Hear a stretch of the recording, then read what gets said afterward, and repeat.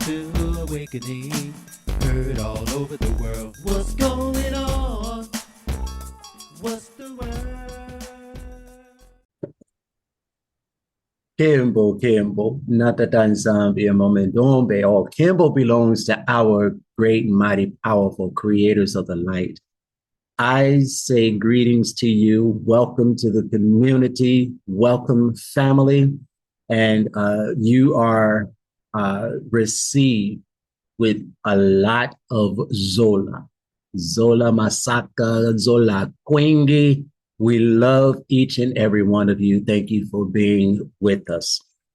This lesson today is going to be brought to you by Mama Brenda. And I was just sharing with the community on here, that it is a very powerful, insightful discussion. And it's going to bring and present a new perspective. And so I'm not going to talk much. I'm going to give it to her. I'm not even going to say much throughout the teaching. I will try not to, dealing with some issues with my voice, but I'm going to turn it over to her. And I just speak, that you all will receive. I know you will. Matondo.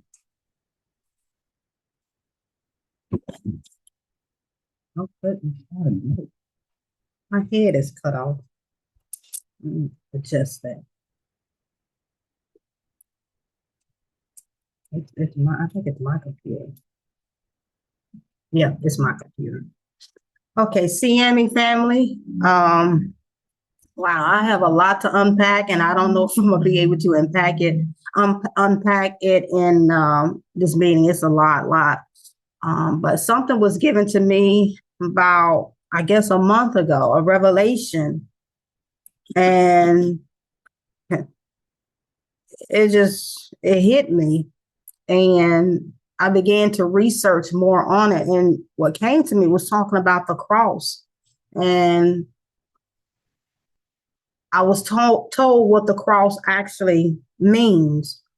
And that in Christianity, what we were taught, those of us that were in Christianity at one time, it does not mean that. As far as a man dying on the cross, sacrificing himself, shedding his blood for the remission of sin. That is inaccurate. That is not true. And so I'm going to relay to you what was given to me. So I began to research what was downloaded to me in my spirit. I began to research some things here. You know how people are. You come with them, you got to come and show them. They're not going to believe you. So I began to research these things basically for myself. And I came up with this presentation and told Nzambi, I'm going to share this with the people. So I hope that it enlightened you as much as it has enlightened me, strengthened me, and encouraged me as well. So as you can see on here, I have the Ankh. I have what is referred to as the Christian cross in the middle. And then I have the Congo cosmogram, also called the Kinga as well. I have all three on here for a reason, and we will get into that. So as we begin the teaching, so if anybody have any questions or comment, just let me know, please. I want to share this here before I start this quote that I found. My topic, first of all, is the cross, an ancient African symbol in its spiritual meaning.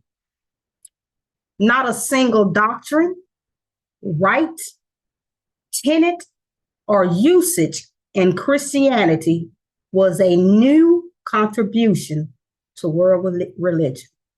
And this guy named Alvin Boyd Kahn wrote, this was a quote from him, he wrote some books about metaphysics and spirituality and things of that nature.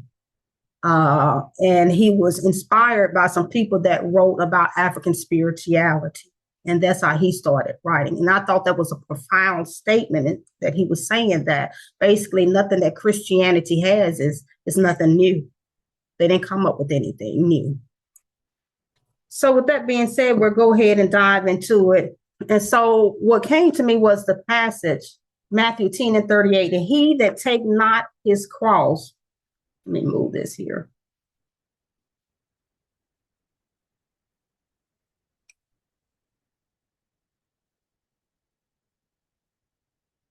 And he that take not his cross and follow after me is not worthy of me. Okay. So when you all see that passage, those of you that were in organized religion, what is your take on that? What have you been taught?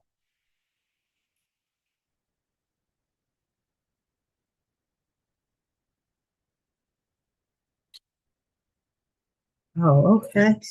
Nobody's been taught anything? Because I know y'all been in Christianity. Y'all want me to start calling some names out here like Aaron and Mama Tanara, y'all and Mama Diana, these folks in these positions? Maybe we can remember that you got to bear your burdens and carry your own cross. And when in other places it says, cast your cares upon him because he cares for you. Okay. I just found it very interesting when I just kept looking at that scripture. This particular person is saying that if you don't take up your cross and follow after me, it's why would I even bother with you? Not even worthy to be bothered with. That's very interesting. Yeah. That's good. That's a good perspective. Well, I was taught, like Mama Brenda said in Christianity, when it says, and he that, they said that, Jesus bore his cross and went to Calvary and sacrificed his life for men and shed his blood for the remission of sin. And, that song was Jesus bear a cross alone. No, there's a cross for everyone. So cross represent, quote unquote, our burden is what I was taught. So that passage is the passage that came to me, and I heard something say that's not true what you've been taught. That's not true what cross means. Cross means something else. I said, okay. And I heard what it meant. And we're going to get into that. It's going to take a minute, but I'm going to get into that. I want to show you some stuff to where they took me. And then there's another passage that says, then said Jesus unto his disciples, if any man will come after me, let him deny himself and take up his cross and follow me. And then John 12:32, that's going to be the culmination of it. And if I be lifted up from the earth, I will draw all men unto me. We know that this is a well-known passage that is spoken, taught, recited so much in organized religion, Christianity. Songs have been made about it, poems have been written, and comma, if I be lifted up from the earth, comma, will draw all men unto me. So we were taught that this is about Jesus when he was nailed to the cross and they lifted him up. Then he drew all men unto him. So I asked you this question because when you look at this passage, it says, if I be lifted up from the earth, he said, I'm going to draw all men unto me. He's already been lifted up, has he not? According to organized religion, has he not? Yes. Yeah. Yes, he has. So that means that all men should have been drawn unto him. Yeah. That's what that passage is saying. Has that taken place? Nope. No. None. Because it says if. Like if. It doesn't say Conditional. I be lifted up. It's if. Come on now. Maybe not, Yeah, and then the other thing, looking at that other passage, knowing now how our bakulas are, they would never want us to deny ourselves. No, That's right. Of course not. Right. Of course not. So we have to pull these things out and be honest with ourselves and address these lies and these mistranslations and these covert changes that have taken place in these, what they call the Bible. I had a conversation with someone, a friend of ours, and real quickly, I had shared something with them, and that was that I was telling them how The word devil is not in any African vernacular, never has been, and it only came about when the Europeans stepped on the shores of Africa. But there is a thing of evil spirits, of course. And I share some videos with them of several people from Africa talking about how that concept, that word, was never in their vernacular.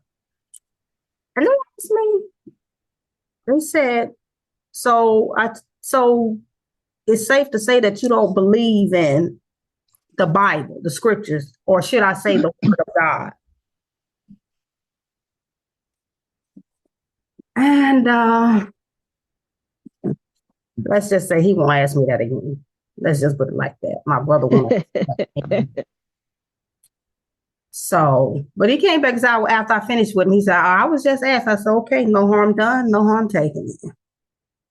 I tell you this, so I did say, we know, scholars know, preachers know, that there are thousands of errors in the Bible. They even know that the Bible has been altered. My brother-in-law that's been pastoring for over 40 years have mentioned this.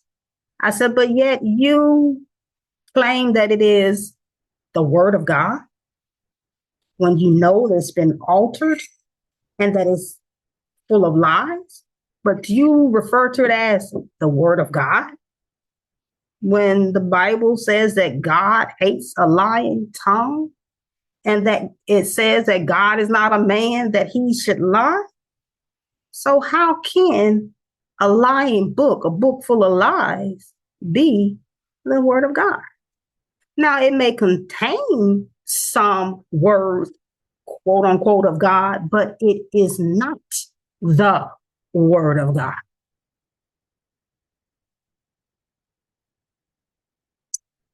Cross, look at the definition, comes from the Greek word steros. Now, I know y'all have heard of that, which is a stake, a post, as set upright, as in a pole, a cross. Okay, it's a stake, an upright pole. And figuratively, exposure, figuratively now, take note of that. Figuratively, exposure to death, for example, i.e., self-denial, by implication, the atonement of Christ on the cross. That's figuratively. That's not something that's a literal, you all. That's not my definition. That's Etymology Online Dictionary. And staros come from the base word histame,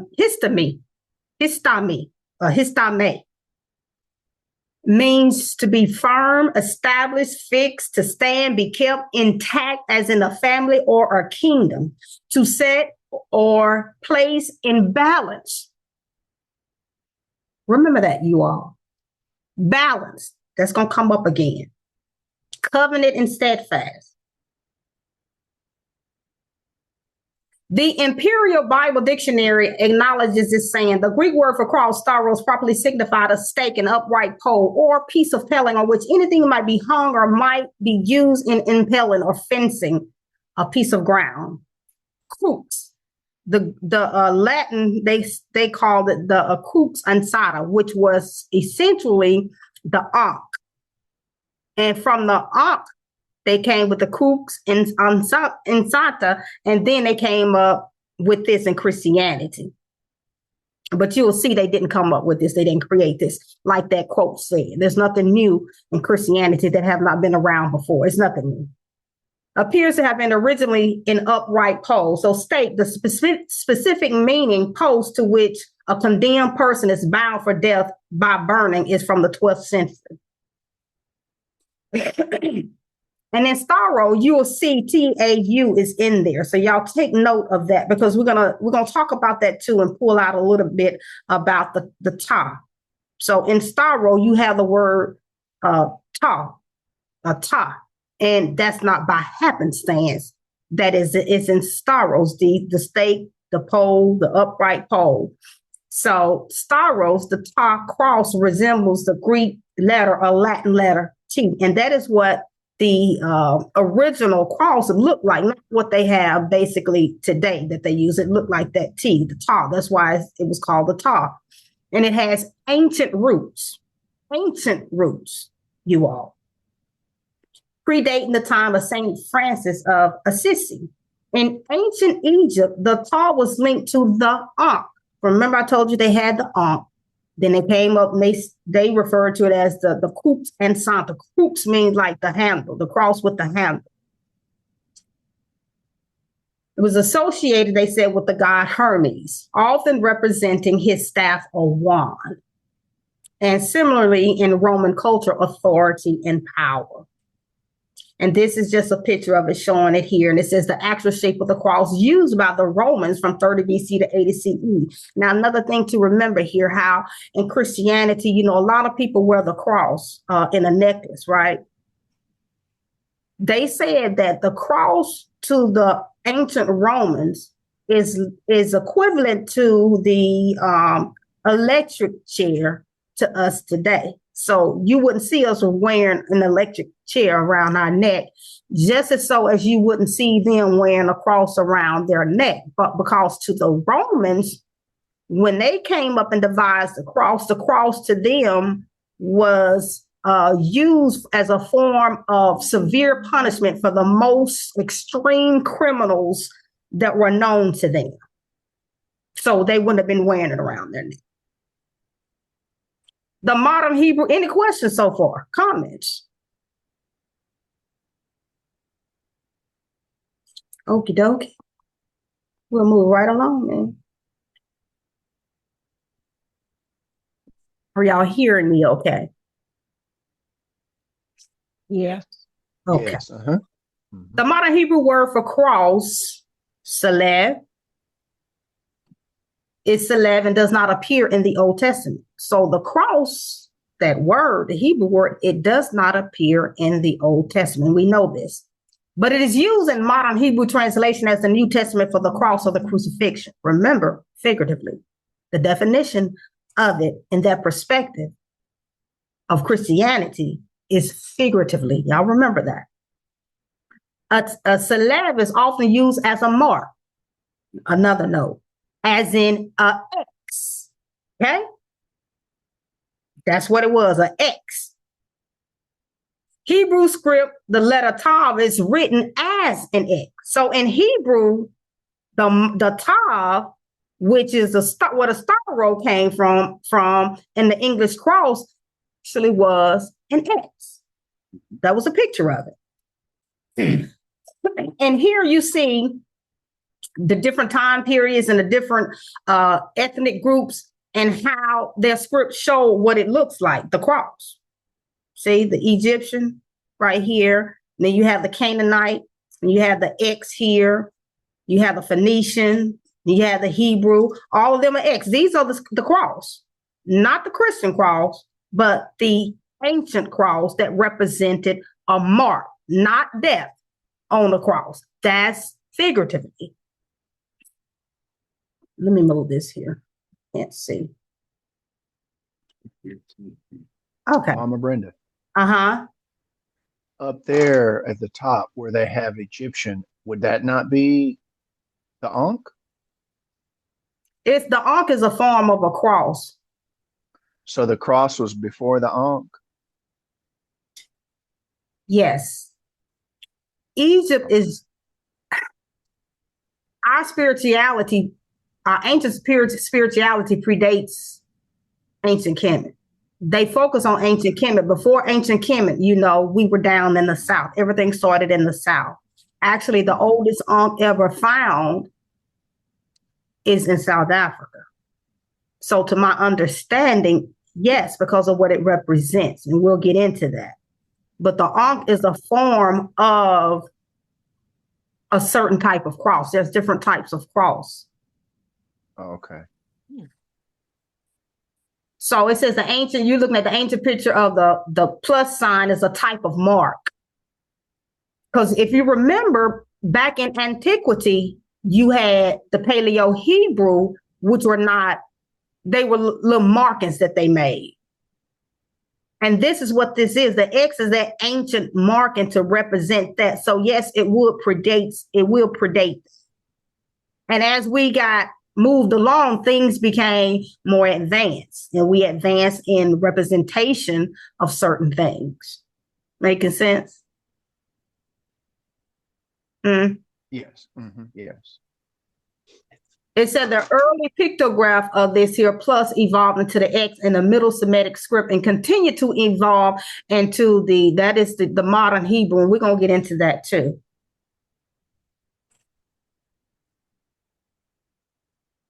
And so with the ta, remember sorrow, I told you all in that word, which means stake pole, upright pole, in there's T-A-U or T-A-W, and you will also see it written as T-A-V. And it simply means truth, sign, life or death. Okay. And so when you look at the word sign, it says the English word sign comes from the French, which means to mark. Remember we talked about back here that it means mark. Let me see. Yeah, you passed it. I passed it. Mm-hmm. One more, I think. One more. Right here. Yeah. So it was often used as a mark. So it was just a market, right? So mark, token, or a symbol. It was a symbol. So it symbolized something. It was used to symbolize something. So the number that's ascribed to the T, the ta, the tav is the number 22. And we know that numbers carry energy. And so the number 22 is a master builder number, and it symbolizes balance. We talked about balance in the definition. I told you all, remember that word balance is going to come up again. So you all can connect the dots on these things to see where they have lied and what it really actually represents, the X, what they call the cross in Christianity, which is not the same as the ancient X. They changed it. So the number 22 is the represented the number that represents the ta, the T that represents the X, and it symbolizes balance, manifestation. Let me cut this out because it's giving me a headache.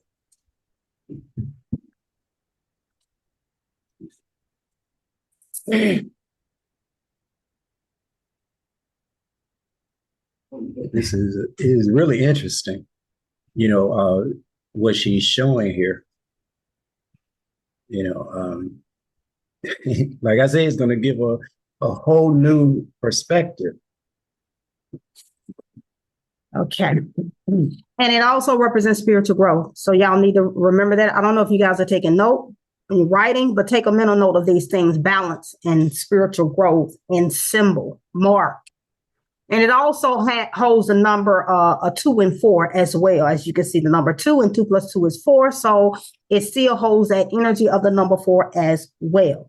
And the number 2 teaches us about duality. Okay, so it's about duality. Remember that, take note, because we're going to get in that and you're going to see how it means, what is it manifest? And you're going to see what it manifests. You're going to see the balance house. It brings about balance. What are we talking about balance? You're going to see that with that X, that symbol, that mark. Spiritual growth. You're going to see where the spiritual growth comes into this X, this mark that we see that is an ancient mark. And you're going to see also with the duality of it, you're going to see how that's represented, how that is symbolic as well. And it revolves also around harmony, which is the same as balance. Stability. It's number 4. Hmm? Number 4. Oh, number 4 represents stability and balance, which is the same thing as number 2, because they basically have the same energy. Mm-hmm. So you're going to see an overlap of them. And it says the structure serving as a symbol of creating a strong foundation, welcoming positive change. You're going to even see us get into that with the X, the mark, the ancient X, a mark. And the physical realm, we're going to get into that and show how does it tie into the physical realm? So number 22, 2 and 4 ties into this X that we are talking about here. And I don't think I can see my notes. Let me see. I think I had some notes here. Hold on here.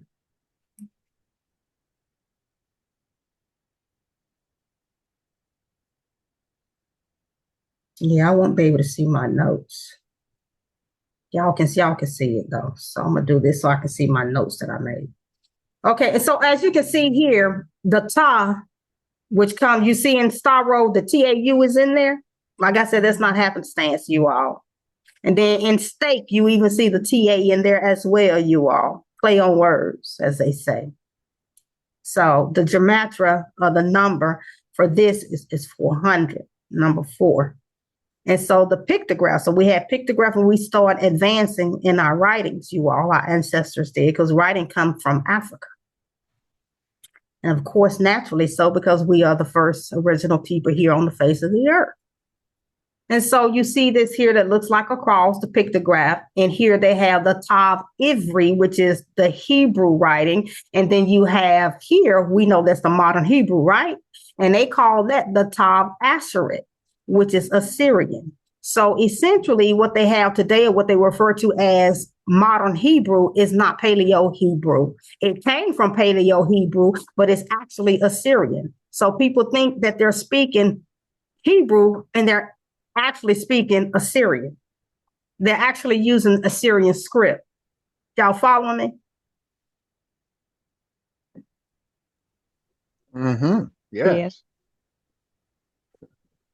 So the Katav of the Hebrew script is also called Phoenician or Proto-Paleo-Hebrew. And I'm showing you all this for a reason. I'm gonna bring this on home. Too much noise, baby. The other script, the Katav Assyrian, as I stated, is Assyrian script. And it is the one that we know today as the modern Hebrew. Okay.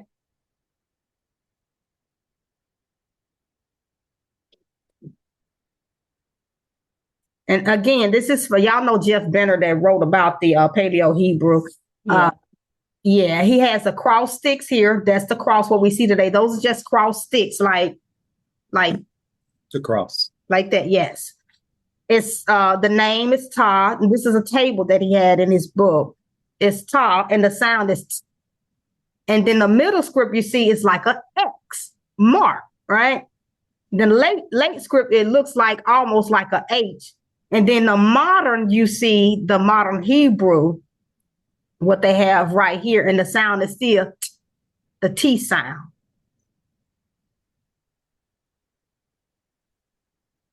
And here is his book again. You have the Paleo-Hebrew, what he is calling early Hebrew. Can y'all see that okay? I'm going to see if I can have my notes if I do a full screen on here, because I have some notes at the bottom too. My full screen. Yeah, go up to the, are you doing the slideshow? Yeah, I'm going to see if I can, if they will show my, Yeah, if you put it in presentation mode, it should just give us the slide, and you'll be able to see your notes. that's what I want to see, because I don't think it was So showing that will first. be under custom slideshow.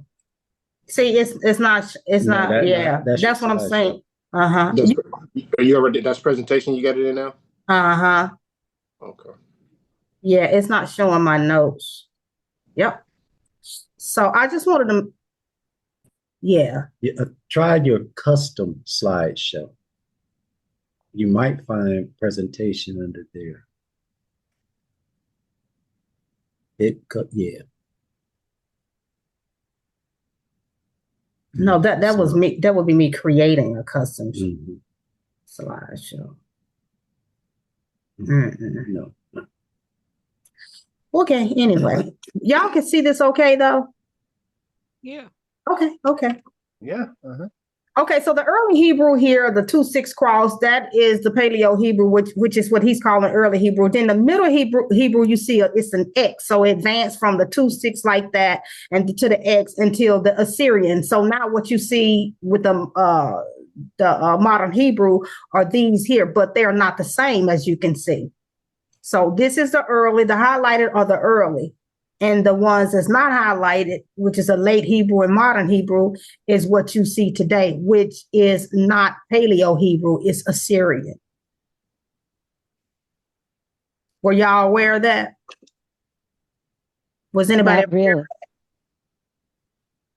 No. So when they came back, the ones that proclaimed that they are that call themselves Jews, saying that they are bringing back their ancient tongue, Hebrew, they didn't bring back Hebrew, not the Paleo-Hebrew that came from the Canaanites to the Phoenicians, etc. They brought back Assyrian. It's not Hebrew. It comes from Hebrew, but it's not Hebrew. So here in one of their articles, it says the law script is called Ivri or Paleo-Hebrew. And it says, this is a Jewish magazine that says our familiar Hebrew script is known as Ashuri or Assyrian script. So as I stated, it's not even Hebrew. It's Assyrian. So they ain't speaking Paleo-Hebrew or Hebrew. They speaking Assyrian. It said the most common Hebrew alphabet is Katav Ivri or ancient Hebrew, sometimes referred to as Paleo-Hebrew. And they said here, originally the Torah was given to Israel in Paleo-Hebrew letters and in the sacred Hebrew language. This is what the Jews are saying.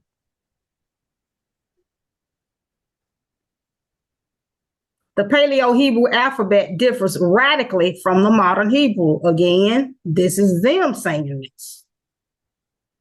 But they tell the world they speak in Hebrew, though. And it was. But they know. But they know they're not speaking Hebrew, probably. And actually, it was the Jews at a particular time that changed it. An article that I found. I didn't want to put it in there because I'm not focusing on them. I'm focusing on us. So I just wanted to show you all and just throw this in here, though.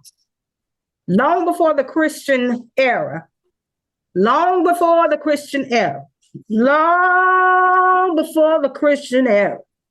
the symbols Aleph and Ta were employed in the mythologies of ancient Egypt.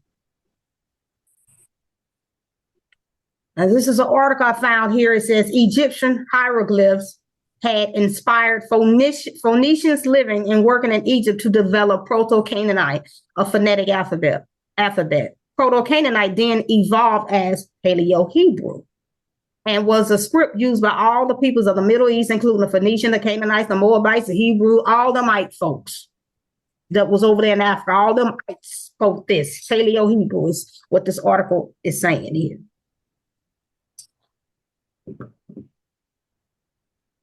After many years of detailed research, a linguistic link has been established between the ancient Egyptian and Bantu languages of Africa.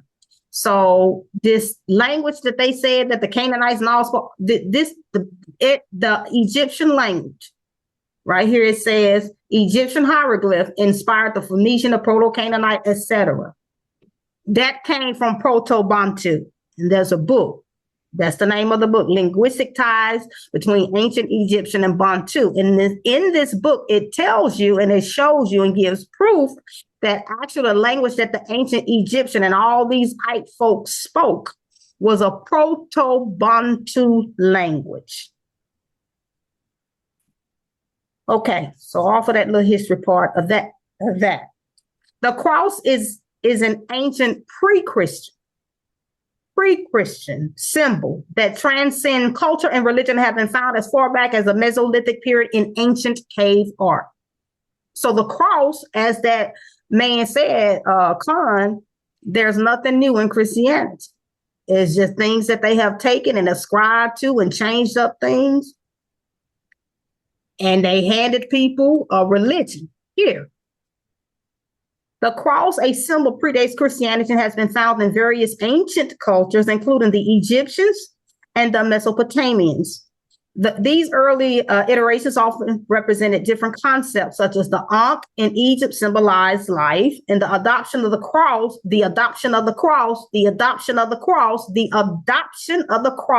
by early Christians, however, transformed its meaning and its significance dramatically. They always transform. So they took that X, those two sticks, the mark, which is an ancient symbol that means mark, that has some spiritual significance to it. I showed you all. Represent Ma'at, basically balance, order, harmony, spiritual awakening, all those things that I was telling you. So they took it and they transformed what and changed it into something else. So To me, Hmm? to me, they took it and they transformed it into an object of representing death Mhm. Yes, sir. instead They of did. life, balance. They did. Yes. Total death, Yep. because death is not really the end in Right. traditional religion, but to them, it was complete total death, annihilation for them. So they just changed it up, you all. So in Mesopotamia, talking about the X, the mark, it was often used as a symbol of the four cardinal points, northeast, south, and west. And we're going to get into that also, because in the Bakongo cosmology, it's in that as well. But in all African traditional religion, it's in there, which has spiritual significance, and each has its own energy. So the east has its energy, the north, south, west, all of it has different energy, right? This also is present in many of the African traditional religion, as well as in the Bakongo spirituality, which is an African traditional religion as well. And see, this here is, You skipped. okay, I did. The cross before Christ. It's interesting to note that long before Christ, the symbol of the cross was held in high esteem and venerated by many, quote unquote, that's what they say, this is the word they use, pagan cultures, as a sacred, it's sacred though, sign of the stability and integrity of the universe. That's simply Ma'at is what they're saying. Stable, balanced, that's Ma'at, what our ancestors upheld. Despite its place at the center of modern Christian culture, the symbol of the cross significantly predates Western religion. This is from a book, The Cross in Ancient Chaldea. The early Christians of Rome and elsewhere used the fertility symbol of the fish as a sign of their faith. So they're saying they ain't even use it. Their symbol was a fish. What is called Ichthus? Ichthus. Ichthus, that was it. They would not have considered using the image of the cross, a well-known form of execution, any more than someone today would choose to wear an amulet of an electric chair, as I was telling you all.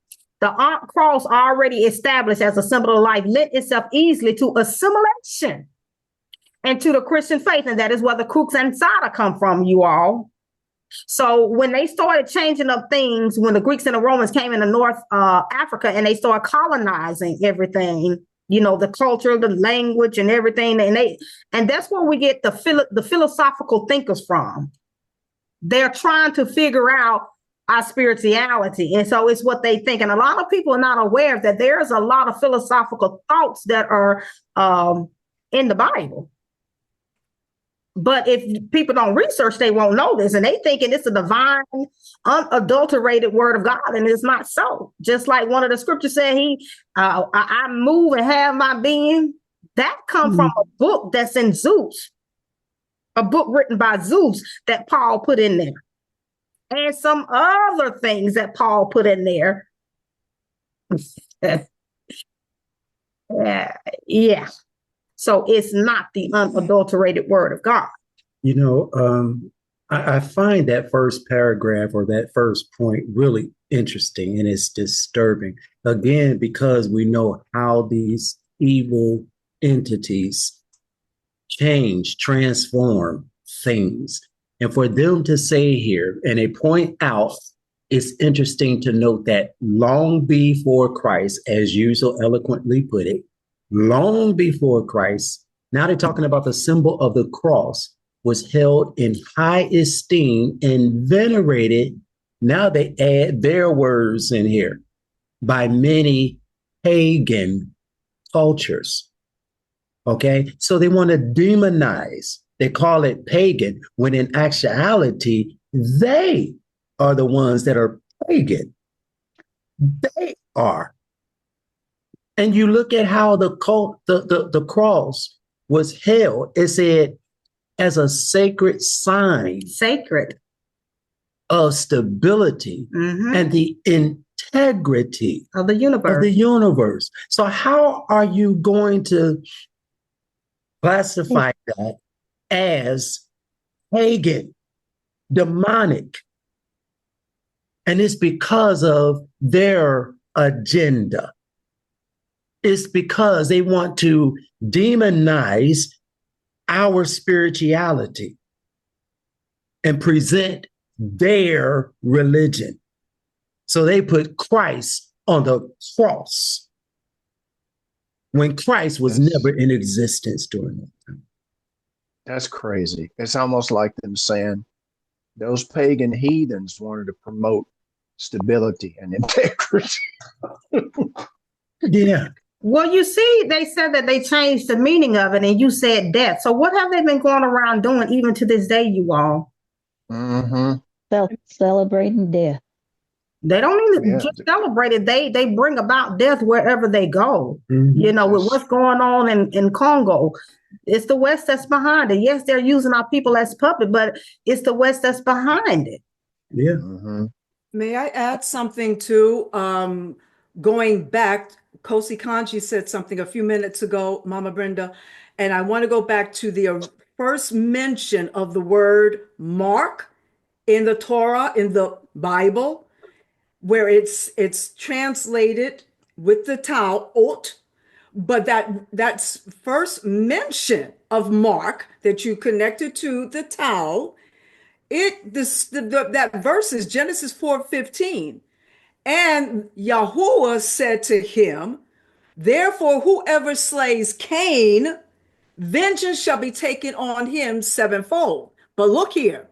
And Yahuwah set a mark on Cain. But why? Just the opposite of what we're talking about now, how the Western culture has it. Set a mark, a cross, or whatever the ancient sign was, pre-cross, the earliest sign, X or this, but more likely the two cross sticks, set it upon Cain, lest any finding him should kill him. So the mark was there to protect the man's life, even though he had killed his brother. Exactly. So you see the love.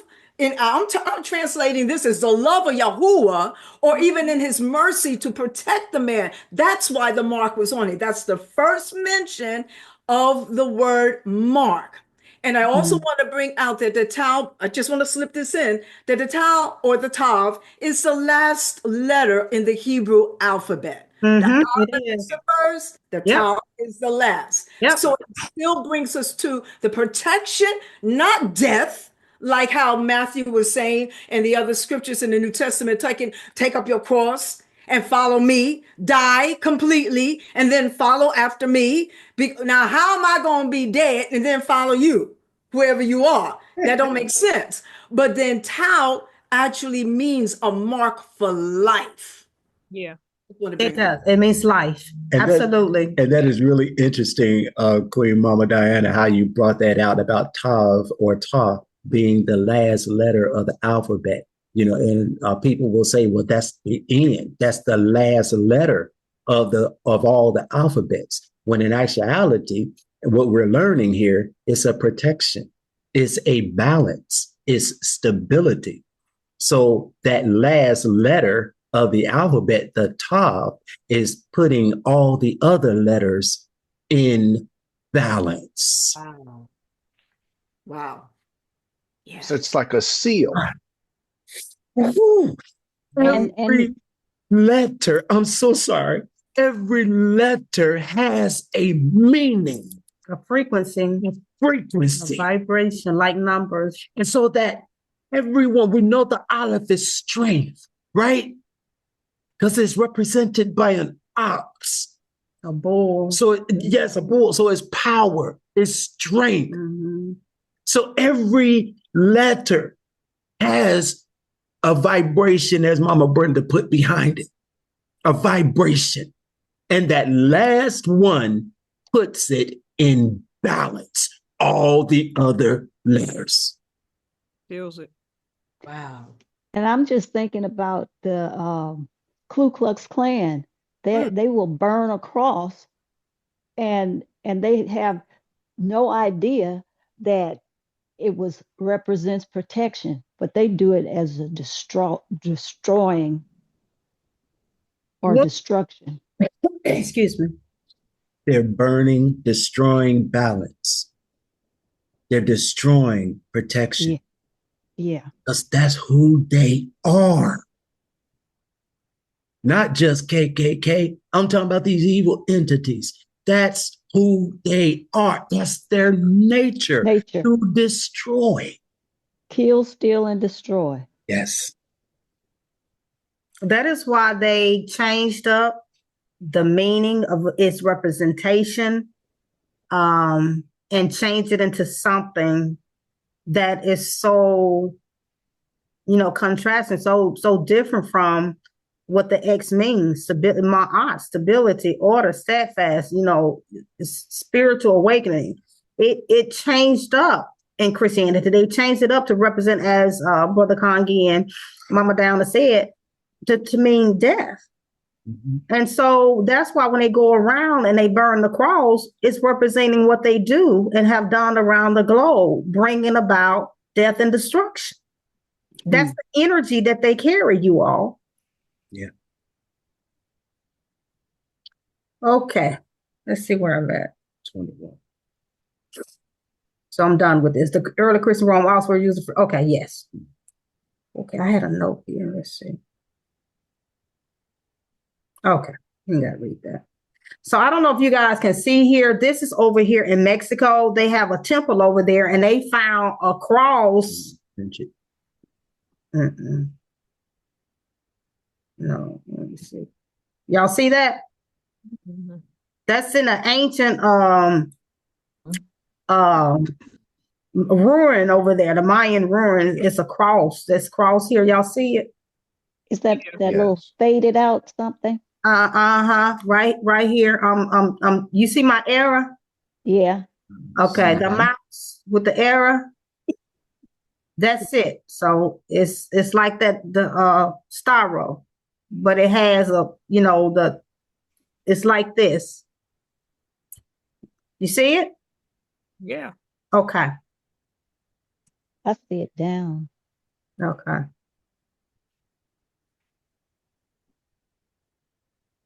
All righty. The cross was known by the Babylonians, the Egyptians, and it says if Tertullian is to be believed, the sign of the tall cross was made on the foreheads of those initiated into the mysteries of quote-unquote pagan esoteric religion. Surmounted by the disc of the sun, the tall cross formed the Ankh, the sign of life and Kemet.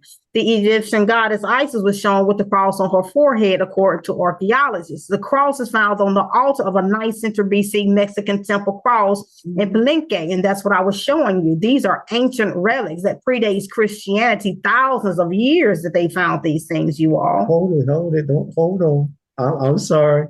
Mama Diana. Yes, sir. Yes, sir. Do you see that? Uh-huh.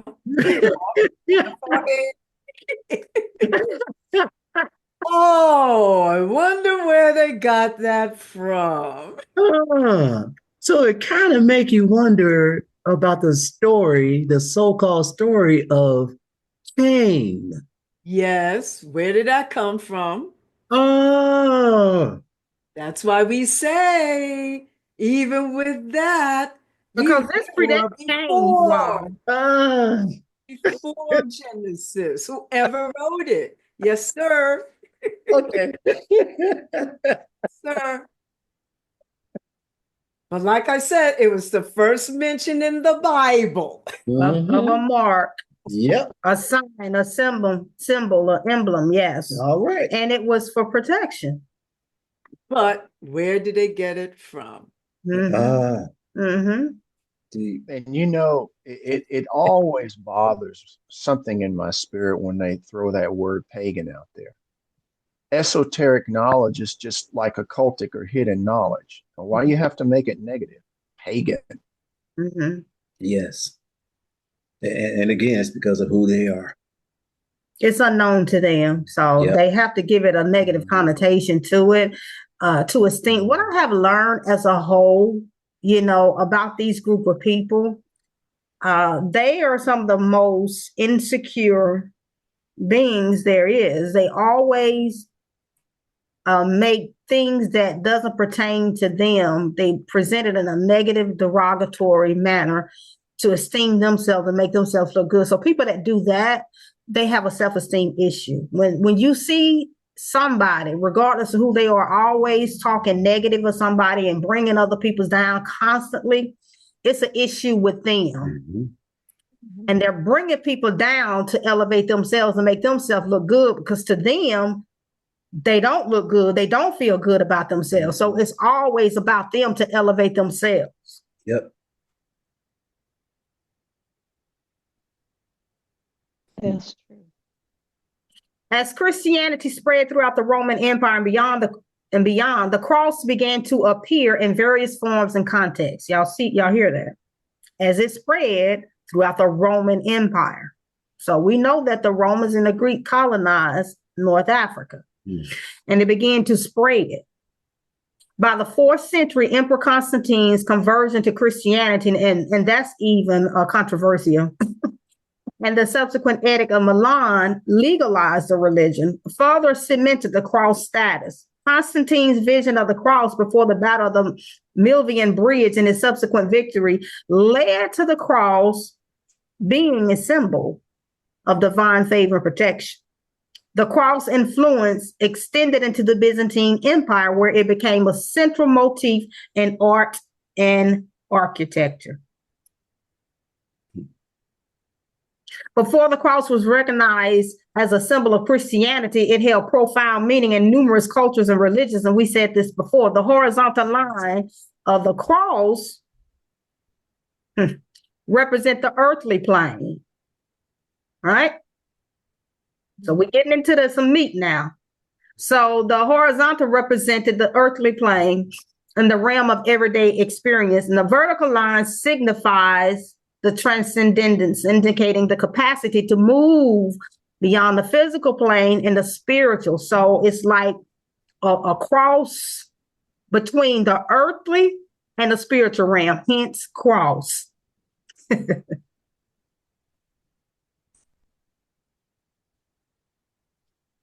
At least as early as 77,000 years ago, the Twa of the Great Lakes region of Central Africa wore the cross around their necks, the X, as jewelry and as amulets for protection. Now, I understand that when our kings of Africa, particularly of ancient Kemet, became a king, they had to go through the Twa to go through initiation. And I understand that it is the Twa that are the gatekeepers of our spiritual science, of all African traditional religion, spiritual science. It is the Twa people, very spiritual people, highly spiritual people. Africans fashion a circular cross, which originally may have been a knot with mythical, practical, and a religious significance. The circle represents the immortal and eternal, the circle, which is life. While the cross represents what is mortal and transient, illusion, matter. So the lower part of it, that's the matter part of it. Union, connection of the spirit realm and the physical realm. So it's saying you got the immortal, the eternal with the immaterial world, or the matter, they call it. It's the immaterial world, and they're connecting the two. So it's about connecting the spirit and the physical realm.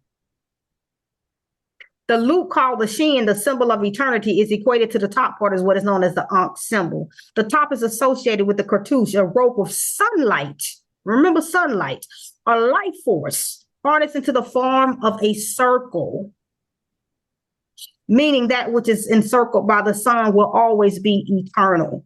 Thus, the Ankh has been consistently depicted with the hands holding the solar disk, the sun, called Aten by ancient Egyptians. The sun gods who led Aten aspirants along the 11 ascended spiritual planes elaborated upon the tree of life. So the tree of life and this here cross, or this Ankh, or, these symbols are almost one and the same, because the tree of life is representative also, or used symbolically as the connection between the spirit realm and the physical realm as well. When you look at a tree, you have the tree and the roots in the earth, and it sprouts up. So it is used also symbolically as a point of connection between those two realms as well.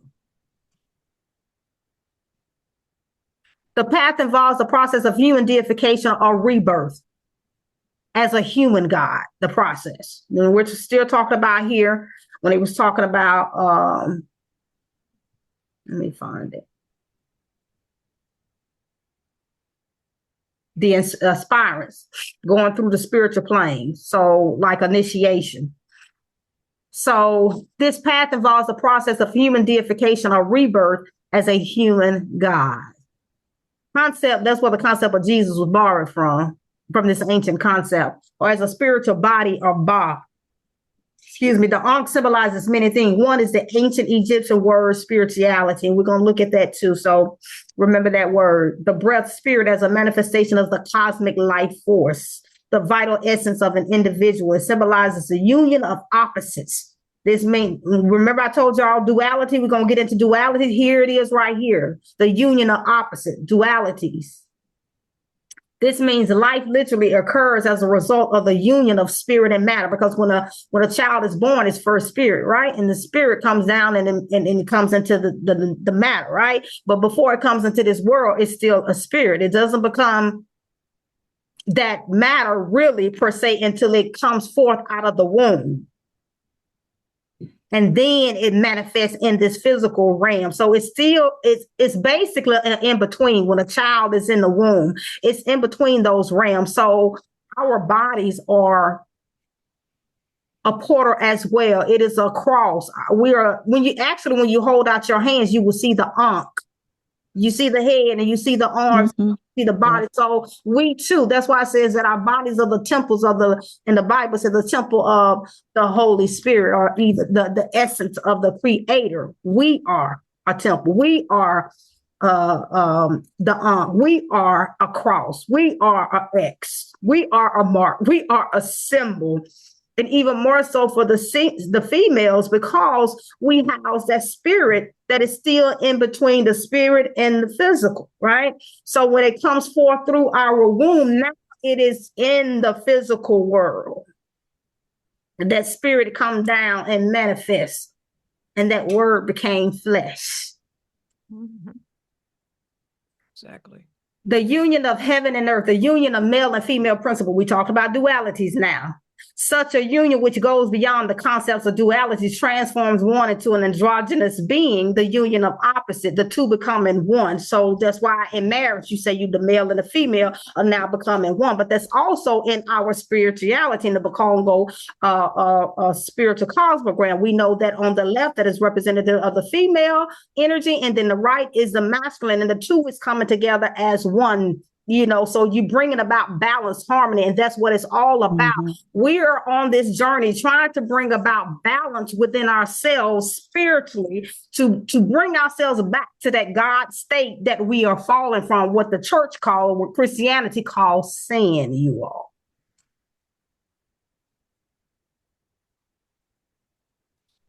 So some say the word Ankh is an ancient Egyptian root meaning transfigured spirit.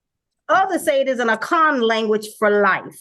Still others say Ankh refers to one's inner spiritual illumination, an illumination thought by ancient Africans to convey the spirit of God or life force present in real things, a kind of visualized fragment of the supreme being, us. So it's like we are like many representation is what they're saying of the Creator, which we are. We're gods having an experience here in this here mortal world. So we're mortal gods. Mm-hmm. Therefore, the life force present in humans form the highest of divine self. So within us is that the essence of the Creator that forms the higher self, of the divine self. Remember this, you all, the image of God, the soul, the self. Thereafter, the Ankh became known as, at this time, Brother Kongi, the African cross of life, and the earliest and most sacred symbol of ancient Egyptian religion. And this just is from where I got the information from. That is why they say, man, know thyself. You got to know who you are. Once we really know who we are, we're unstoppable. See, the problem is we have forgotten. And we need to remember. That's why our ancestors put that on the wall, because they knew we were going to forget who we are. We're gods. We're powerful.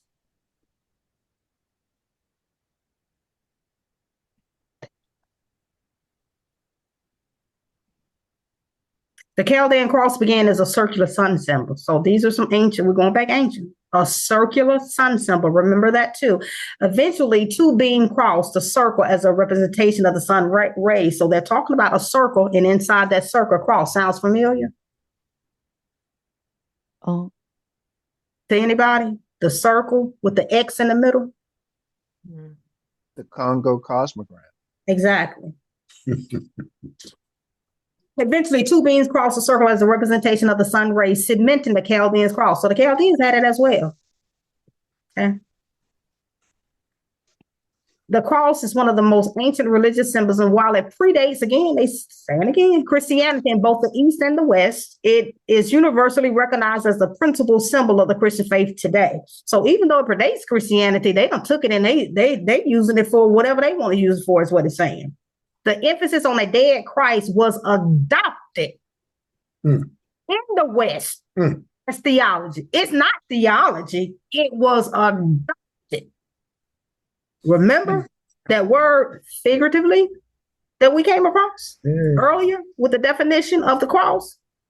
Now we're talking about figuratively. It's not real. Okay? What they have in Christianity.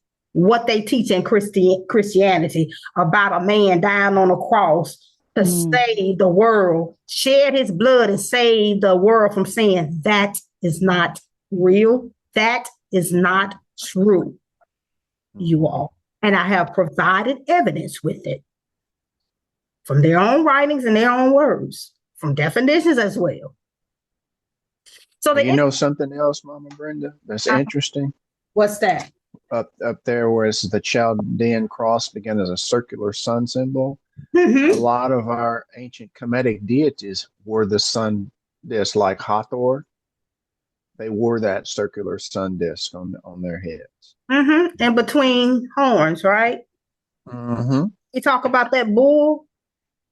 That's right. So why was horns in between? I mean, the sun disk was in between the horn, you all. We'll get into that. We'll get into that. These folks are lie, see, and we're living in an age where our ancestors are talking to us and giving us revelation to those that want the truth and want to walk in the truth and have connected back to our roots and to our ancestors of the light. They're giving us download. They're giving us understanding. They're giving us revelation to let us know, my dear, my sweetheart, you've been lied to. And in order for you to bring about that God and get back to that God state that you once were, and you were you supposed to be, you got to know some things. Mm-hmm. You can't transform and you have lies. You can't transform to a higher being with lies. You can't elevate your conscience with lies. It ain't gonna work, y'all. You got to have truth.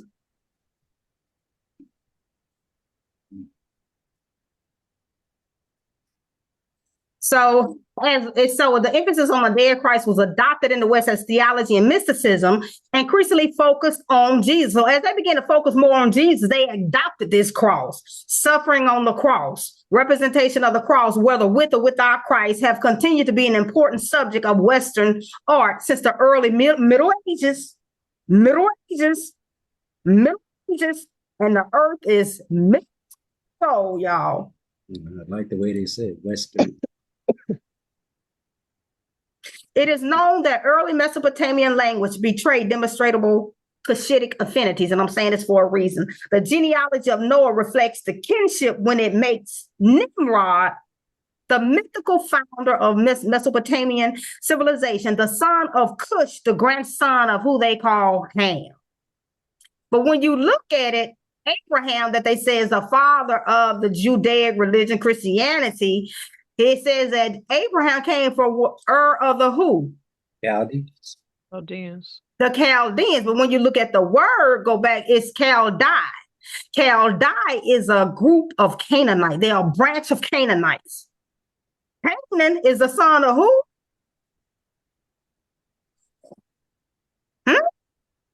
And they say Ham. They say Ham, right? Which is who? Black folk. Mm-hmm. Yeah, that's what they say. It's Kim, Kimmy, Kemet. Land of the blacks. the land of the blacks. So he was a quote unquote Canaanite, according to, you know, the information that they present. So Abraham was a Canaanite. So now what I have learned, the Canaanites, when I was in Christianity, we were made to believe that they were all wicked pagans, but the Canaanites were not wicked pagans. All them ites that you see in the Bible are black folks. Yeah. The Hittites, they just changed the names of them. Those are all the tribes in Africa, and they changed them up and made them look all bad. And then they interject themselves in there and saying, amongst all these black people on the land of the blacks, I'm talking about Africa as a whole, because when you look at the book of Genesis and the setting of Genesis, it's in Africa. So these people said we're the chosen people that was living in Africa amongst all these black folks, the Hittites, the Arvites, the Hittites, the Canaanites, the Jebusites, all these ites, but then, and all of them were black folks. But then you got this one who's supposedly white. Yeah, right. Come on. Please. The Anites.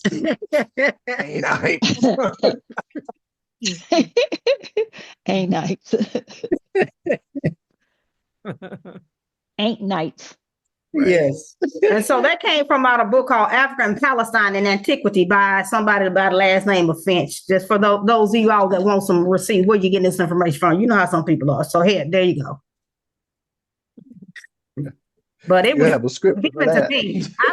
I don't need nothing from a book. This stuff was downloaded unto me, and I went to the book to give it to the people because I know how our people are.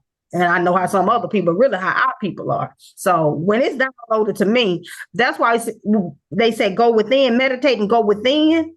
Because what's inside of us? I talked about it, the life force, the divine essence, the creator.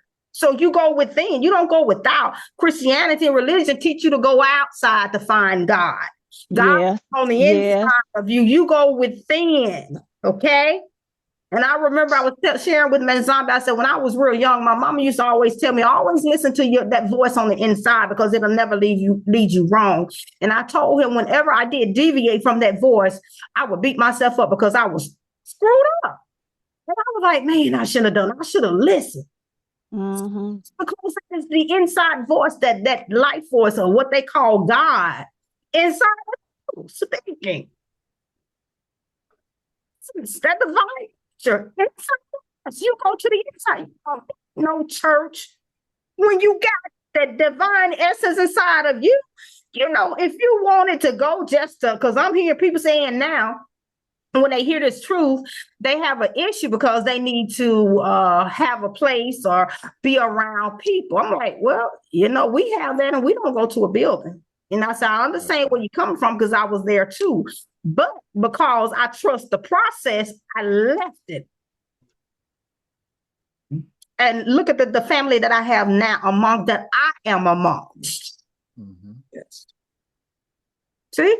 A problem that I had, Mama Brenda, when I would be trying to share some truth or download that I got from some of our people, the first thing they would say to me was, is that in the Bible? Do you have a scripture for that? I'm like, not truth. Not all truth is going to come in that Bible. And then they look at me like I'm crazy. Oh, he's making this stuff up.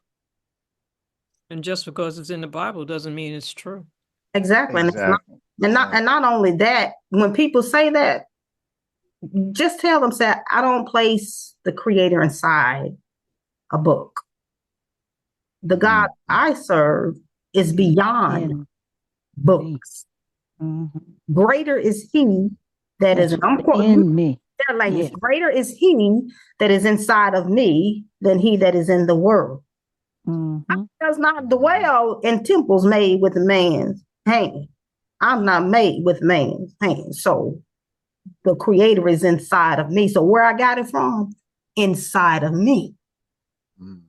where the Mhm. divine dwells, not in the Mhm. buildings made with man's hand. Mhm. So you have to start putting a word back on them Mm. and show them their error with their what they consider the adulterated word of God. That's what you have to do. All right. The cross represents a state of consciousness. We get into it, y'all. Termed the mortal mind. The cross symbolized the point of intersection where the divine and the earthly realms meet. And they want to create this divine representation between the spirit realm and the physical realm, and they want to take it and desecrate it and make it about death and war and fear mongering. Because when they burned that cross in our ancestors' yard, it was to bring about fear in them. We're going to burn the house down and you in it if y'all don't come out. And when you come out, basically, they're going to say, we're going to kill you and take your land, because that's what they did. Steal, kill, and destroy. That's their energy. The cross does serve as a reminder of the spiritual journey of transformation that humans are called to undertake, moving from mere earthly existence to a life of illuminated divine grace. Okay, we're moving along good. And there is the circle with the X, you all. It's symbolized, it's also called the axis mundi. I didn't know about this as I was just researching, you all. It symbolizes the intersection of the spiritual and the physical realm. So you see the perpendicular, the one that is the vertical. Excuse me. You will see that that is the one that has to do with the spiritual, the heavenly, and then the horizontal has to do with the earthly realm. So here it says the spiritual physical realm representing the union between the two, the earthly plane and the celestial plane, signifying sacrifice and transformation and one's potential for transcendence through accepting one's mortality and connecting with the higher power. What to do with dying?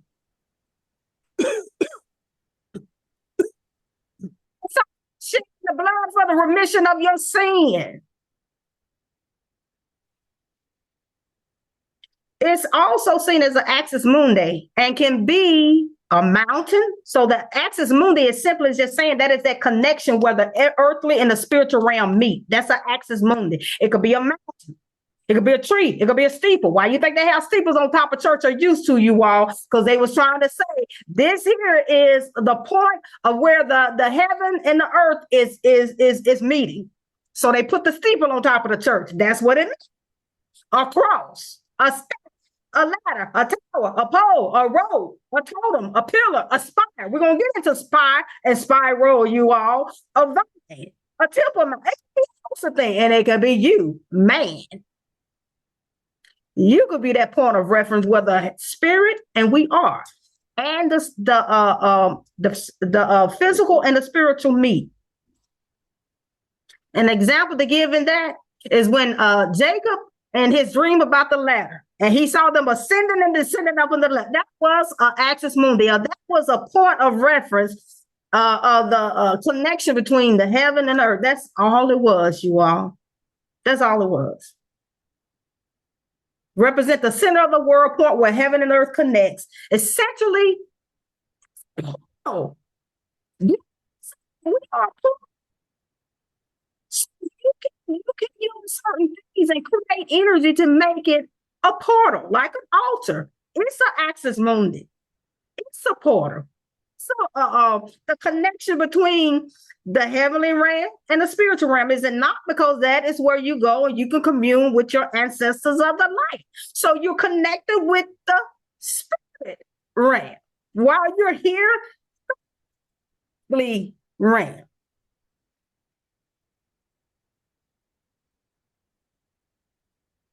It's also known as cosmic axis, world pillar, and it's similar to the cosmic tree. Remember, I told you that a tree is also a point.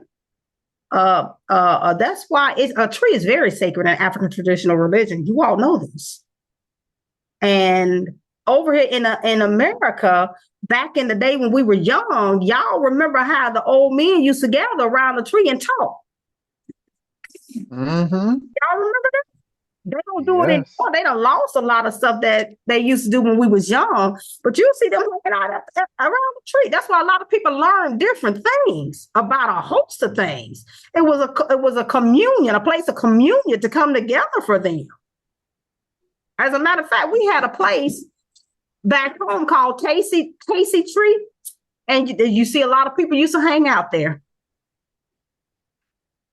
You know, this axis mundi, it also makes sense why our ancestors, and even some of us to this very day, still go up into the mountains.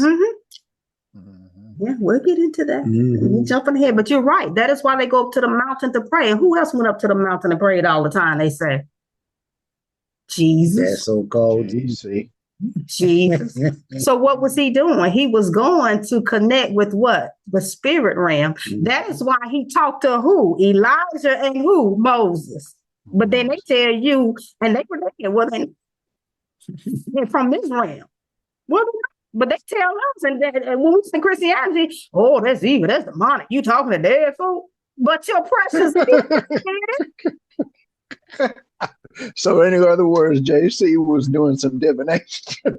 was a master of divination. and in the graveyard.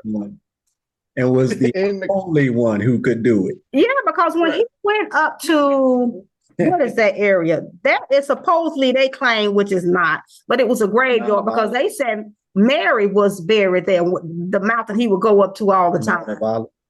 So why are you in the graveyard praying? Was it Gethsemane? Gethsemane, that's it. Yeah. Gethsemane, that's right. That was a graveyard. And he used to go up there all the time. They say, according to the Bible, pray. Graveyard, not church. Not church. And where was it that Joseph heard his mother speak? From the grave. From the grave. The land of the ancestors. That's in the book of Jasher. Jubilees? Jasher? Is it Jubilees? I think it's you might be right, Mama. Jasher. Okay.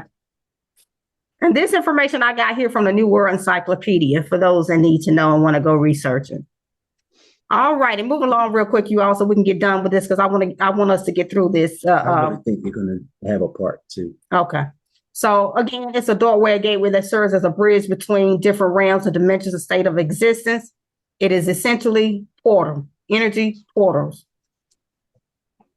Real quick, it's portals. There's different types of portals. You got the natural portals, the artificial portals. The one that I want to focus on here, though, is the celestial portals. Planetary alignments that we just experienced here, they had 6 planets that was aligned. We get ready to have 7.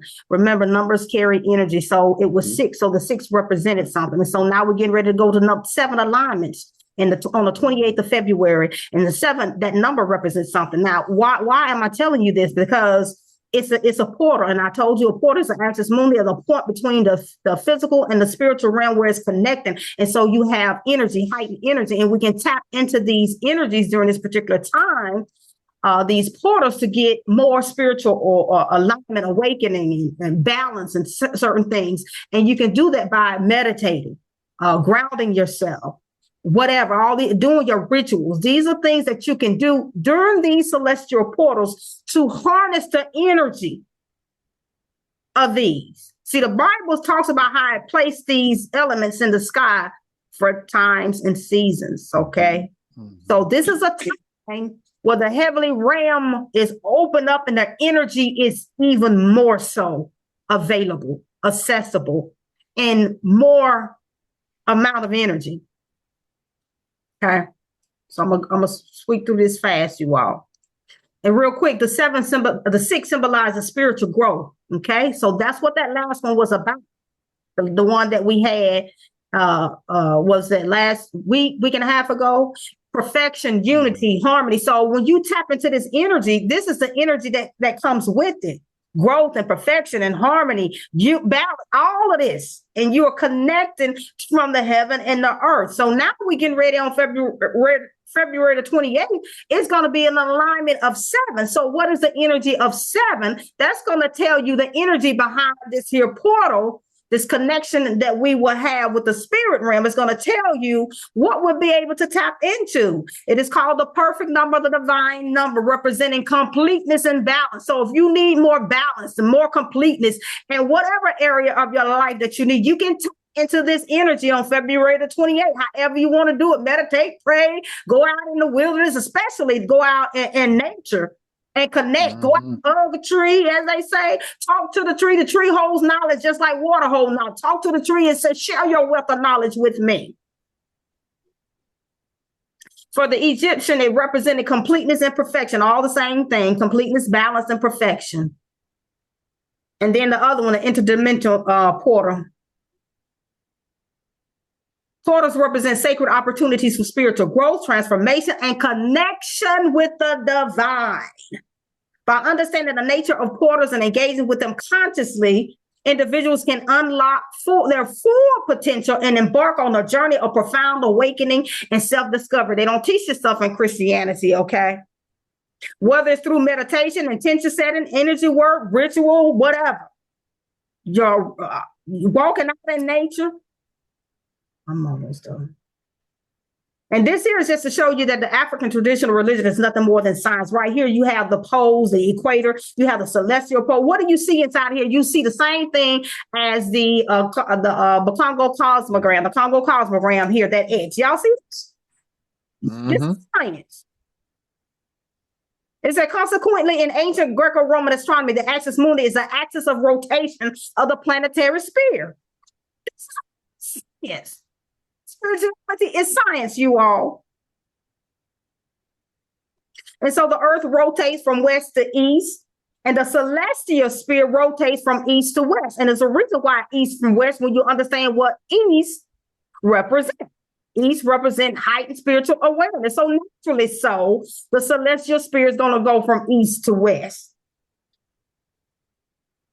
And naturally so, they're going to use the sun because the sun rises in the east. Spiritual awakening. That's what it represents. Remember I told you each of the 4 cardinals have energy? That's the energy of the east. In the Bible where it says they had their face toward the east and the back to the west. So what they were saying was they was going to spiritual height, spiritual awareness, spiritual growth. That's all it was saying in there. Y'all remember that in the book of Ezekiel? Y'all don't remember that?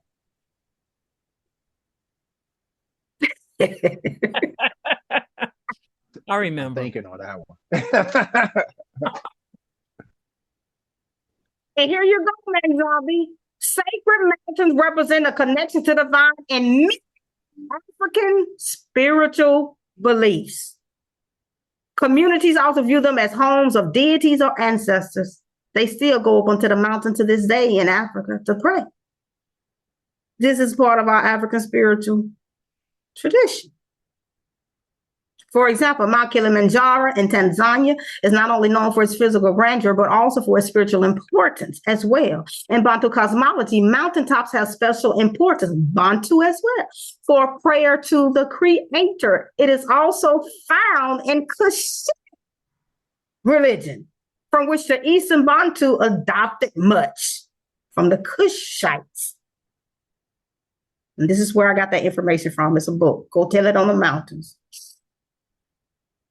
The ancient people had the notion that their gods dwelt in super sensible and unusual places around them and worshiped them from these places. Unique ponds, lakes. They go to the lake. They go to the water. Streams, rivers, lagoons, seas, grounds.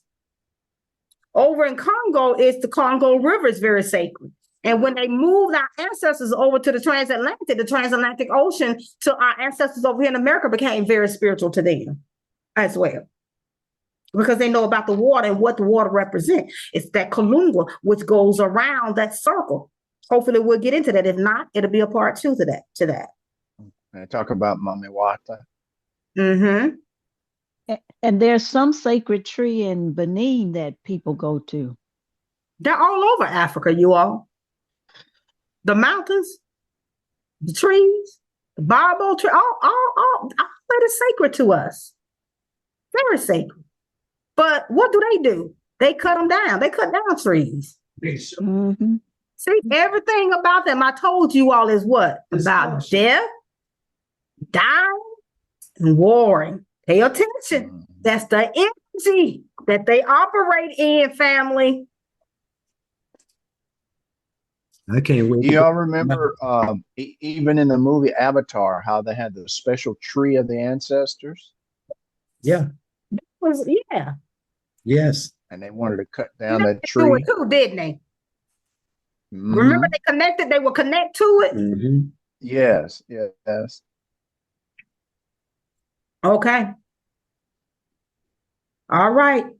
This here is just saying the same thing. Although almost all geographical feature in Africa may become the focus of worship, mountains, hills are the features usually identified as being sacred. The people who live near the great African mountains such as Kilimanjaro, Mount Kenya, Windsor Mountains, or the Mountains of the Moon, Mount Elgon, Camp, all over Africa, make sacrifice and offering, perform rituals, and offer prayers to Supreme Being and other spiritual powers on or beside such plains. And this is from a book called African Traditional Religion. And this stuff is in the Bible. So I'm putting this in here to show you that they didn't do nothing but just take our spiritual belief system and put it in a book and say it's an unadulterated word of God, and changed up some stuff, changed up names, changed up names of places, changed up people, and then say, hey, here's your spiritual God. Right here, it's called the Bible. Nope. Luke 6:12, and it came to pass in those days that he went out into a mountain to pray. They talking about Jesus, and continued all night. He went up to the mountain to pray. So if he was real, he was Black African. And then in Matthew 14:23, after he had dismissed them, he went up to the mountain again another time to pray to himself. Going up to the mountain. This is African spirituality, you all. You ready for me to stop? That's on you. You told me to make a part 2 out of it. Yeah, it's going to be a part 2. I think so. For African people, the whole universe is filled with religious spirit. In African religion, all elements of the universe are regarded as symbols of the divine. The tree, the flower, the bee, the sun, the moon, the stars, water, everything. Our ancestors knew that the divine essence of the Creator was in everything. And they said that our ancestors worship, they practice animism. No, we just knew, our ancestors knew that the divine essence is in everything. That is why they respect nature, because it's part of the Creator. If you don't know this, then you're going to go around and you're going to cut down the tree, build all your houses. You're going to pollute the air. You're going to go and dig up all these deep holes in parts of Africa just to get the mineral resources, leave these large holes. And Haiti, you go over there and do the same thing because you have no understanding or connection to divine, and know that the divine essence of the Creator is in everything. So you have no respect for it. So you can go and kill for sport because you get a thrill. Do you know somebody told us this, of that persuasion? To our face. Us. They got a thrill. This. Have my gun. I be sitting here waiting on what was it? The mole, and I'll shoot. And I get a thrill out of that. And I said, you get a thrill? Yeah. Just like they get a thrill hanging people. Yes. Mm-hmm. I don't understand that. That does not resonate with me. How do you get a thrill out of taking a life? That's they do. They operate in who they are. My brother, when people would say to me that they don't understand something, I say to them, be thankful that you don't understand. Really? Because if you did understand, you would be doing the same thing. Exactly. So, and again, that is not our nature. That's not who we are. We appreciate life. We honor life. We respect life. And if we have to take life, remember, we ask permission if we can take that life. Yeah. And most of the time, if we have to take that life, it's to for nourishment. You know, so and then we would ask permission. Exactly. And when you ask that permission, the animal bows down to you, gives you the go ahead, take my life. I surrender. The animals know who we are. I told you all that time I was out walking last summer, and this man was out walking with his dog, and he spoke, and I spoke to him, and I spoke to the dog. I said, hey, and remember I told you all that dog bowed to me. I promise you, that dog bowed. I said, oh, you bowed to? That's what I said right in front of his owner.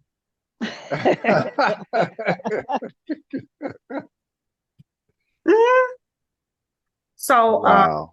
Above the earth is the sky or heaven, the home of the supreme being. This is talking about African traditional religion and what they believe by Aloysius. Aloysius. Aloysius. Yes. Muzanganda. Lugira. It might be Aloysius. But anyway, go ahead. I think it's Aloysius. Above the earth is the sky or heaven, the home of supreme man. Below the earth is the realm of the spirits, which keeps humanity connected to the land. Okay, y'all want me to come to a stopping point, or you want me to continue going? Continue. Maybe if we split it up, maybe we can stop, and so we can have more next time. Okay. That's what I think. Okay. Let me get to a good stopping point. Let me see here. The sun, the moon, and the earth carry aspects of divinity. This is part of what I read. Among African people, all corners of the African continent, the sun is a symbol of the supreme being. We didn't worship the sun. We use it as a symbolic representation of the creator. Why? Because the sun gives life to everything except for a group of people. It brings about death. So the sun is a symbol of life and was a symbol of the supreme being, the creator. The sun is needed for life to exist here on earth. Without the sun, death would come. The sun gives light as well. In general, the moon is recognized as a natural phenomenon that carries sacredness, serenity, tenderness. For that reason, Africans mark the appearance of the new moon with rituals that express the sacredness of the moon, the feminine energy. So I think we will stop there, and we'll pick up right here the cross in its metaphysical meaning and go into there. So with that being said, family, with what we have went over, are there any questions, comments about what we've discussed so far, what we've learned, anything different than what you knew, or was, stuff that you already knew? I think it's good to have the receipts, and it so coincides with the metaphysics. So metaphysics is actually God as opposed to the Bible, because it makes more sense. It makes sense that we have the divine living on the inside of us, and we don't have to look up to heaven for him to come down to be with us, because he's in us. Exactly. The divine is in us, yes. And our ancestors are within us. That's what that DNA is. That's what that book of life is talking about. That's what I was telling someone, So your DNA comes from your ancestors. So your ancient ancestors are within you because that's their DNA. Yeah. Yeah. That was a beautiful statement that you made also, Mama Brenda, because when we are in the church and we're taught to call upon the name of Jesus and ask him to come into our lives, what we're actually doing is summoning something else outside of ourselves to come into us. And we honestly have to think, what is it that we're summoning? That's what I was thinking. What are you asking to come inside of you? Yes, because the creator is already in you. In you. Bakulu, your ancestors, they're already in you. You are that light. Okay? Remember, excuse me, the Bible talks about being a light on the hill. You are that light. Beacon light. Yes, you are it. When the Bible speaks of I am, you are. You are. Okay? So, and whoever he was, we are. Whoever he is, we are. Exactly. And so now that you know that, walk in it. It's not being pride or proudful. No. It's being who you are. You have that authority. And this earth was given to us to take care of it. But because of these evil entities, we've lost it. And they told us to call on something outside of us. Yes. We need to stop that. And I've noticed something else since whenever I go, when I'm at my ancestral altar, just get quiet. I can hear, like if I have a question, I often can hear inside of me now. I can hear my mom or my dad speak if I have a question. It sounds like it's coming from within me. I know it's not really me. Am I making sense? Yeah. Yes. Yeah. But it's within me. I would never come up with that reasoning. I don't know. Maybe I'm not making sense. No, that makes sense. Man, don't put it out there and then throw it down. Yeah, really.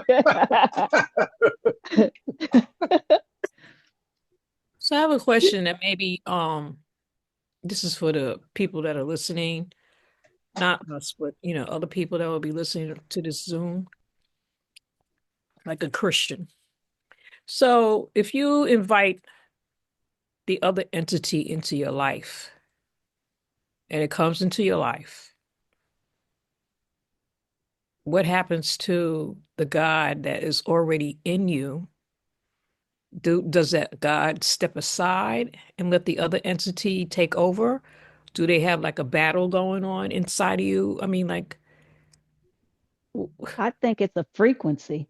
It's like if you are not in line with that's within you, he's not that's within you is not going to change. It's not going to go away, but you won't be in line with him.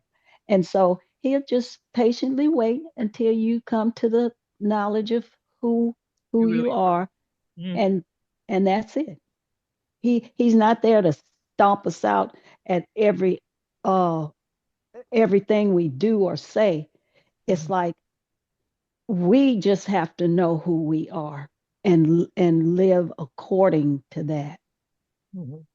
Okay. That's a beautiful response. Yeah. So it's like you're saying, Mama Brenda, it's like tuning in to a specific radio station within us. Right. Yeah. I was going to say it's like telling that which is in you, I'm not listening to you. So be quiet. I'm listening to the one that I invited to come in. But what you said was beautiful. Yeah. Isn't it like children? They don't ever want to listen to the parents. They always want to listen to somebody else. Somebody else. Yeah. Somebody else. And then they have to come full circle back around and end up doing what you told them to do.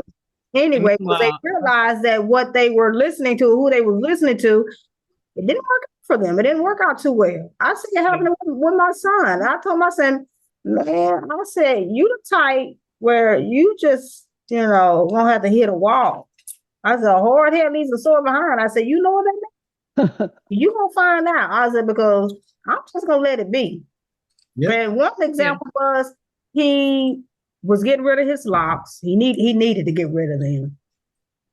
And he took his locks down. And I was telling him, you need to cut it. It's damaged. I said, and what you're trying to do, you need to go ahead and cut it so it can be even. What you're trying to do, and I'm just gonna let it grow. I'm like, it doesn't look right, number one. Number two, it's not going to grow in even with what you're trying to do. So in order for you to achieve what you said that you want, you're going to have to cut it off. Then my daughter-in-law and son came around, said the same thing. He said the same thing to me that he said to them. Guess what happened, y'all? He cut it off. He went to the barber and cut it off. They said so. When you give instructions to someone on how to go around the wall, and they don't listen, they feel they can go through the wall. Okay, yeah. So you just step back and let them try to. Yeah, because you can't change nobody but yourself. And if somebody don't want to listen, they have to come to the knowledge of the truth on their own. Exactly. We can't force it on them. So, and I'm learning that with our people. Just sit back, and don't waste my energy on those that have no desire to know the truth. That's a waste of my energy and time. To focus on the ones that want to elevate themselves, the ones that do the truth, and to walk in truth and not walk in historical and religious lies. So my focus is going to be more on them. I'm not going to be wasting my energy anymore, and I was told that. So I'm going to oblige. Yeah, because you don't have to. That's right. Mama Brenda, there was something that I was thinking about that remind me of you. My grandmother used to say that there were people in our community, the doctors would say that they were crazy, that they had mental issues, and would end up locking them up because they said they could hear certain different voices and personalities at certain times. But I don't believe all of these people were. I believe that they just had that gifting of hearing, maybe ancestors, different ones come through.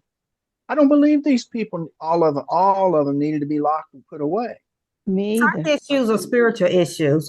There's a term called hyper-religiosity that we have in sight. And most of them, when they come in, they have that. They'll say that they're hearing voices, they hear God, or, they saw evil spirits. I saw this. Can you cut it? Can we end it? Yeah. You could have went on. No, I can't. But okay, family. We're going to go ahead and end this video. And we thank you for listening to us. And we speak, that you have been enlightened. And stay tuned for part 2. Okay. Because honestly, this is a really deep lesson that has been given to Mama Brenda and that she's giving to us. I ain't even got to the good part yet. We thank you and we love you, and please stay tuned. All right. So love you all and be increased. Basse. Basse. Hey yo fam, Pt.1, it's time to wake up. Don't hit the snooze button.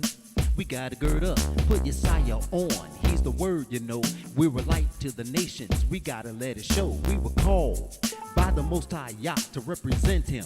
Hallelujah, Luah, it's so lately. B'nai Yakuba, Yah of Bana, Yaseka Yakuba. The covenant was made, ancestors broke it. The curses fail, and in them we are choking. A nation.